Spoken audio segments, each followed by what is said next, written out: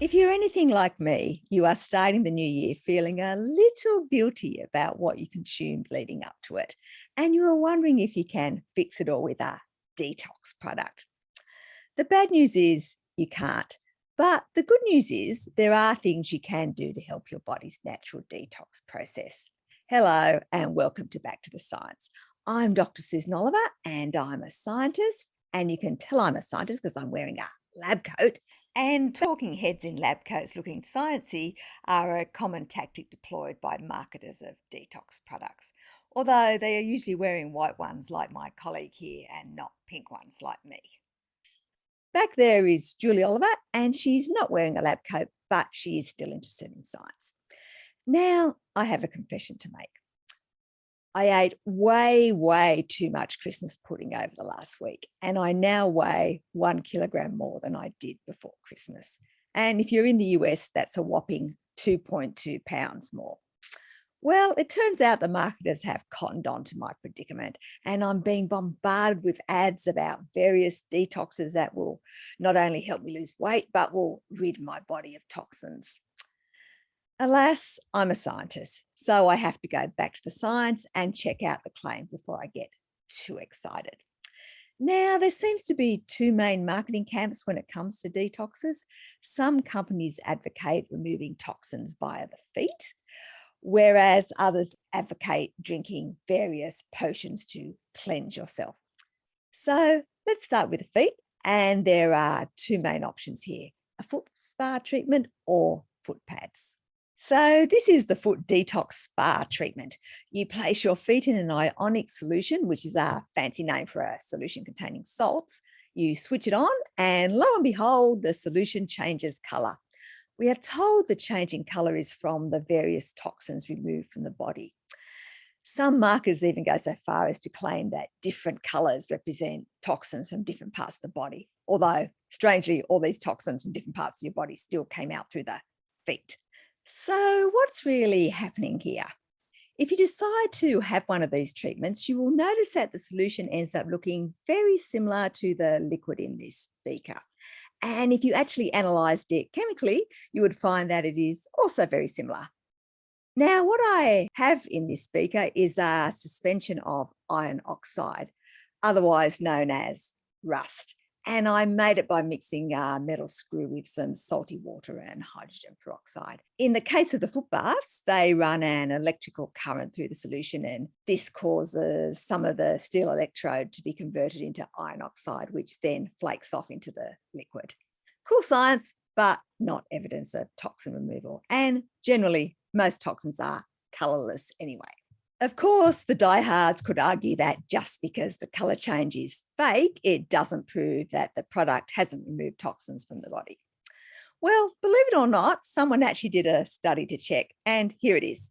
So what they did in this study is they analysed the water before it was used in the machine, after being used in the machine, but with no feet actually in the machine at the time, and after being used in the machine with feet in the machine.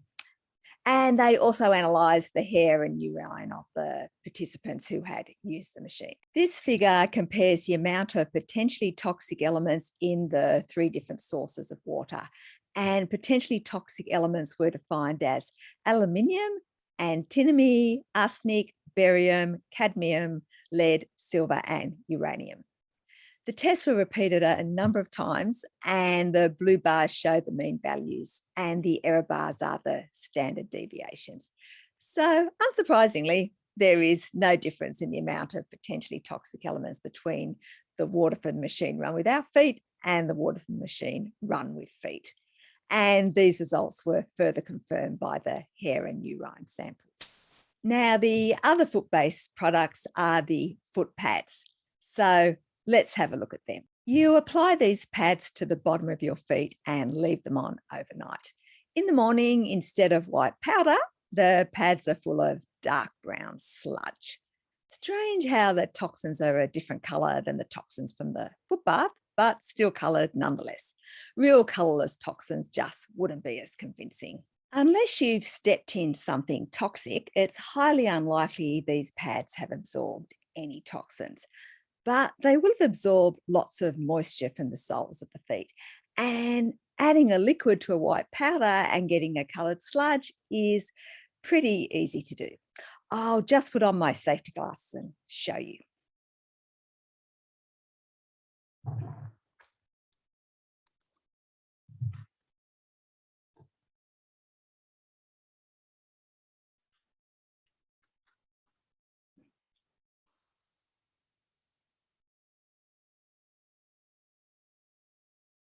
There we go.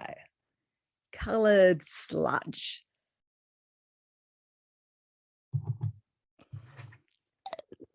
Now, I totally cheated with this demonstration.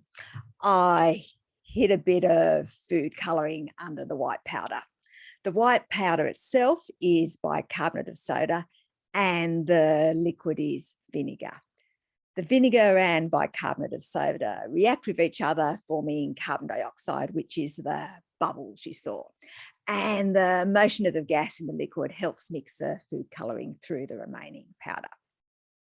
It's interesting science, isn't it, Julie? However, there are in fact thousands of compounds that will change colour when exposed to moisture, particularly in the presence of oxygen. You are probably all familiar with cut apples going brown if you expose them to air.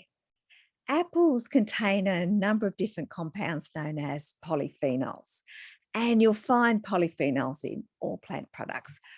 Polyphenols, by the way, are amazing compounds that are associated with lots of health benefits. Although I am a little biased because a lot of my research focuses on enhancing polyphenols to make them even more potent. But I digress.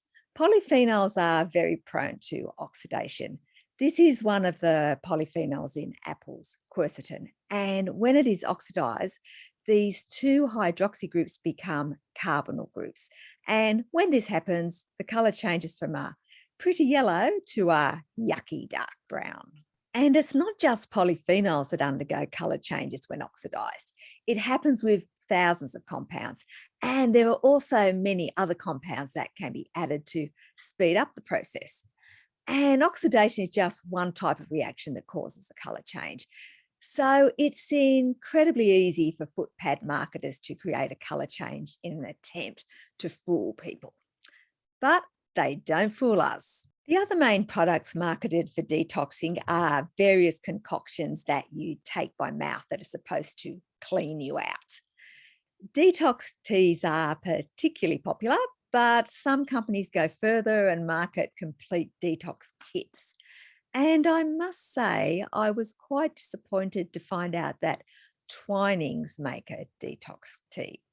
I'm quite a fan of their chai tea, but I'd really prefer to not support companies promoting pseudoscience. Now, these detox products are also often referred to as cleansers.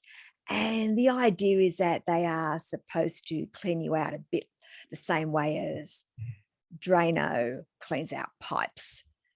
Some of the products are just harmless mixes of various tea leaves and herbs that are no worse or better for you than normal teas, except they probably don't taste as nice. However, some of the products can contain laxatives and high levels of caffeine designed to empty your bladder and colon. This will remove water from your body, but it won't remove toxins because that's not how the body works. And of course, losing too much fluid can lead to dehydration and an electrolyte imbalance, which can trigger muscle spasms and abnormal heart rhythms. Luckily, these potentially dangerous detoxes and cleansers aren't necessary because the body has its own built-in detoxing system known as the liver. The liver is the largest internal organ in the body. The largest organ overall is the skin, but that's not inside. The liver actually has over 500 different functions in the body, and one of those functions is breaking down toxic substances. In fact, a healthy liver filters 1.7 litres of blood per minute, and the good news is there are things we can do to keep it healthy. Now, I hate to be a party pooper, but one of the most important things you can do to keep your liver healthy is to limit your alcohol intake. There is a limit to how much alcohol your liver can handle at any one time, and it has to work harder when you drink too much. Over time, this can lead to inflammation, cirrhosis, or cancer. You don't have to be a teetotaler, but ideally you should limit your intake to 1 standard drink a day if you're female and 2 standard drinks a day if you're male. Similarly, you should not take medications or supplements at higher than the recommended dosage. And you shouldn't take prescription medications that haven't been recommended for you by your healthcare professional. And you definitely shouldn't take medications made for animals, because even if they have the same active ingredients as medications made for humans, they could still have different excipients, and those excipients may not be suitable for humans. You also should do all you can to reduce your chances of getting hepatitis. You can get vaccinated against hepatitis A and hepatitis B. It's routine now for children, but if you're older, you may not have been vaccinated. So speak to your doctor if that's you. At present, there is no vaccine for hepatitis C, but you can do your best to avoid it by limiting activities that could result in infected blood or other fluids entering your body. Finally, all the things that are generally good for you, like not smoking, eating a balanced diet, exercising regularly, and getting lots of sleep, can also help your liver. And by the way, sleeping also helps the immune system. And if you're interested in knowing more about this, I've made a video about it. You should also definitely try to maintain a healthy weight, as obesity increases your risk of non-alcoholic fatty liver disease. Which brings me back to the problem of the extra kilogram I gained over Christmas. I thought as a quick fix, I could just weigh myself in the morning before I have my breakfast and a cup of tea. But a better plan is longer walks for Julie and me, and no more pudding. So in summary, commercially available detoxes don't work, but you can help your liver detox naturally. I've provided a link to the paper I've discussed in the video's description, and please remember this video is about the science, but you shouldn't take it as medical advice. For that, you should speak to your medical practitioner. Thank you for listening, and if you'd like to see more videos about the science in the future, please hit the subscribe button.